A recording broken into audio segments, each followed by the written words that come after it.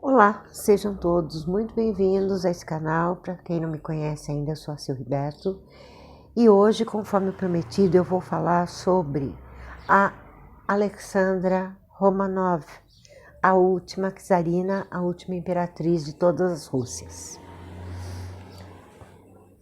Ela ficou conhecida como uma mulher amarga, hipocondríaca, alguém que não se importava com o povo, alguém que não estava nem aí. Um resumo sobre quem foi Alexandra. Ela era neta da Rainha Vitória e filha da Alice do Reino Unido e o Grão-Duque Luís IV do Condado de o Grão-Ducado de Hesse. O Grão-Ducado de Hesse, ele era um estado vassalo da Alemanha, sem importância, uma corte realmente assim pobre, né? E na época começou quando a Alexandra estava na idade para casar, existia em várias cortes da Europa um sentimento antigermânico, muito dele provocado pelo Kaiser Wilhelm II, que era o primo irmão da Alexandra e que foi um dos pretendentes dela. Ele quis casar com ela, mas ele foi rejeitado. E a Alexandra nasceu, ou a Alex, né, como é o alemão, mas fala Alice. Ela nasceu nesse reino pouco importante. Era uma corte assim, até pobre, que a Rainha Vitória, quando visitava, ficava escandalizada de ver a forma como eles viviam, as meninas costurando seus próprios vestidos, fazendo trabalho de casa. Mas isso era uma realidade em muitas cortes europeias menores. Nem tudo era pompa e circunstância, nem tudo era opulência. Quando ela tinha 6 anos, teve um surto de febre tifoide. A família inteira pegou, mas a mãe e a irmãzinha mais nova dela, May, não resistiram. Então ela ficou órfã de mãe aos 6 anos. O pai levou para ser criada na corte da Rainha Vitória. Vitória se afeiçoou àquelas crianças assim de coração. Passava mais tempo com elas. Ela própria ajudava na educação, passava muita coisa sobre o reino. E a Vitória tinha, lá no futuro, assim, aquele desejo de que a neta preferida dela se tornasse a futura rainha da Inglaterra. Tanto que buzinava para quando ela crescesse casar com o príncipe Albert Victor, que foi aquele que foi noivo da Mary Tech, faleceu e ela se casou com o irmão dele. Então, o lugar ocupado pela Mary Tech, no coração da Vitória, era para ser da Alexandra. Tá? Eu fico confundindo os nomes porque você começa a consultar a fonte e o pessoal tem mania de traduzir nome. Não, para. É que nem o pai dela, Ludwig, certo? O primo dela, Guilherme, não, Wilhelm. E assim vai. Quando ela estava com uns 11, 12 anos, ela conheceu a corte russa. Para ela foi um lugar assustador. Aquela opulência toda, aquela riqueza, aquele exagero, aquele monte de gente. Porque ela era uma pessoa que a vida inteira ela viveu no cantinho dela, no meio da família. Então ela não gostava né, dessa vida na corte. E o Tsarevich Nicolas, ele também era um homem super tímido, que também não era fã desse frisson todo da corte. Uma das irmãs dela se casou com o Serguei, o tio dele. E no período em que ela ficou na corte, em São Petersburgo,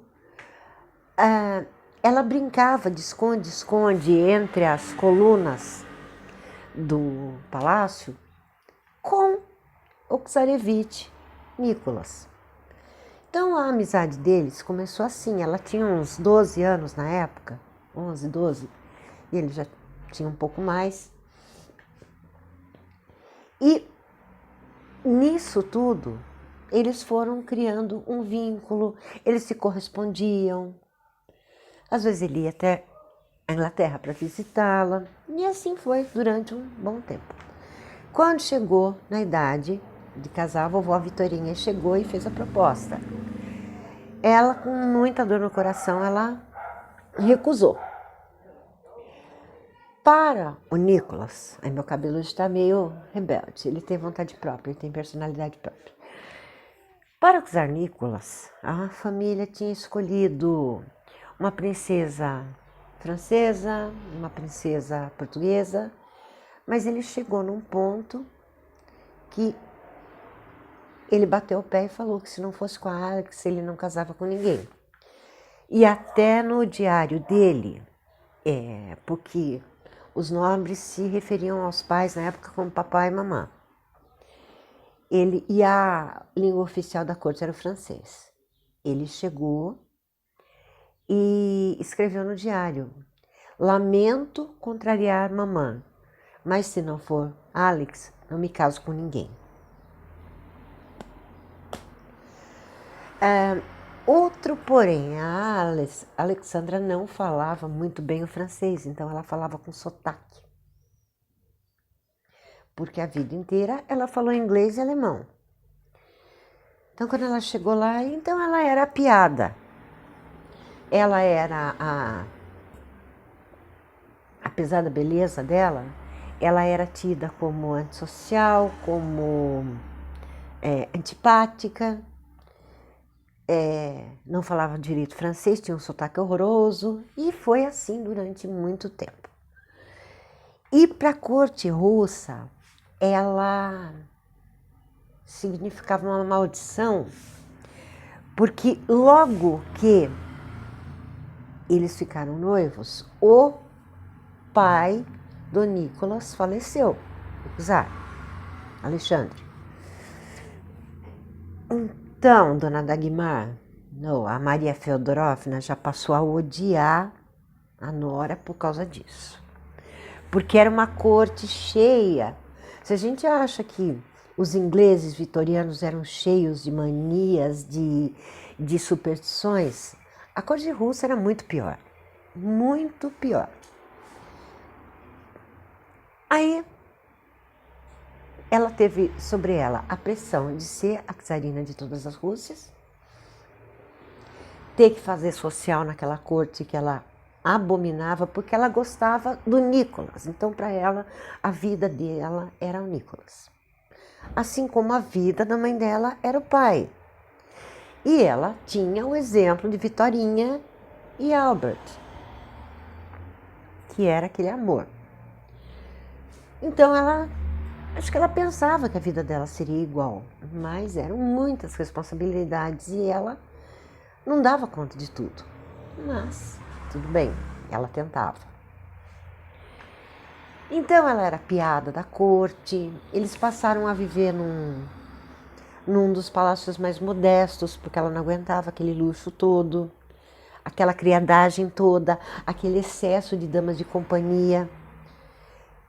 E ela tinha tendência à depressão, principalmente também porque o inverno russo não é brincadeira. Aí ela tinha a obrigação de dar um herdeiro para o trono. Por quê?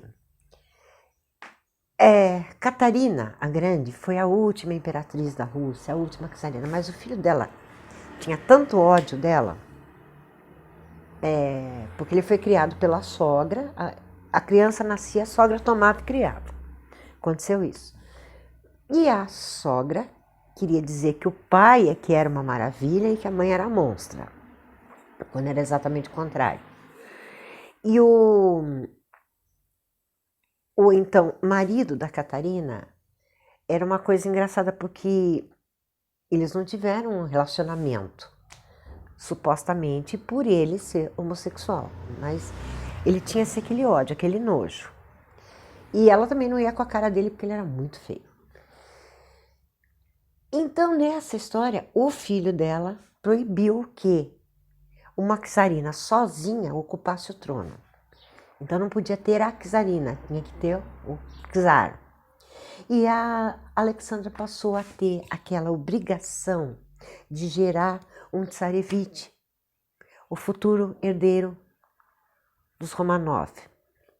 Ela teve 4 meninas, que era a Olga, a Tatiana, a Maria e a Anastácia. Partos difíceis. Ela começou a desenvolver uma série de problemas de saúde. De repente, na 5ª gravidez, fomos abençoados com um menino, um tsarevich. Só que a alegria durou pouco, porque como descendente da rainha Vitória, ela carregava o gene da hemofilia e ela passou isso para o filho. Então ela se sentia culpada, ela se jogou na religião, que ela nasceu luterana, mas se converteu ao catolicismo ortodoxo russo. E ela se jogou na religião, ela pedia por um milagre, uma cura para o filho dela, aquele desespero. E na época, a Rússia era muito chegada nos homens santos, né, que eram charlatões que vendiam milagres. Pra você ver como essa história é antiga da venda de milagre. Quem apareceu na vida dela, indicado até por um padre, seria o padre Grigori, o Rasputin, que nunca foi padre na vida.